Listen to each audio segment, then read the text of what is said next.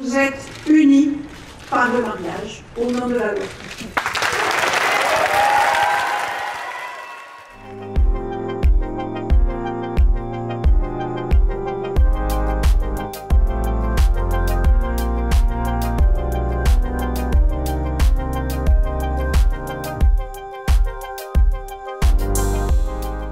Ça a été un moment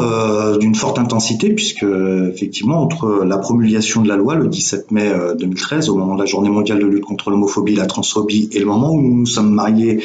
le 29 mai 2013, il y a eu une dizaine de jours où les médias ont été extrêmement présents, on a été énormément sollicités, malgré le mur des médias présents, malgré les 2 ou 3 000 personnes qui étaient présentes à l'extérieur de l'hôtel de ville de Montpellier,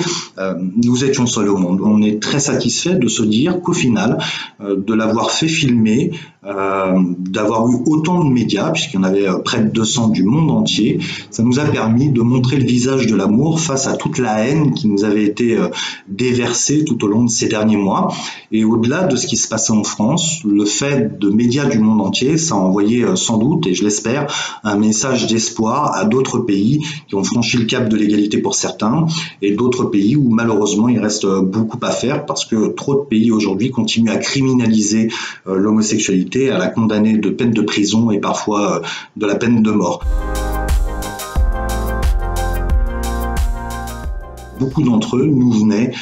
du monde entier et notamment de pays où l'homosexualité est fortement discriminée, de pays où les homosexuels sont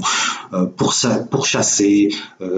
agressés, discriminés, emprisonnés, tués, pendus, jetés du haut du toit de l'immeuble. Voilà, j'ai à l'esprit ce message d'un jeune de 18 ans qui m'écrivait d'un pays du Maghreb et qui me disait... Ce message était à la fois émouvant et à la fois plein de désespoir. On me disait, je suis très très content d'avoir pu assister à un petit peu d'amour dans un contexte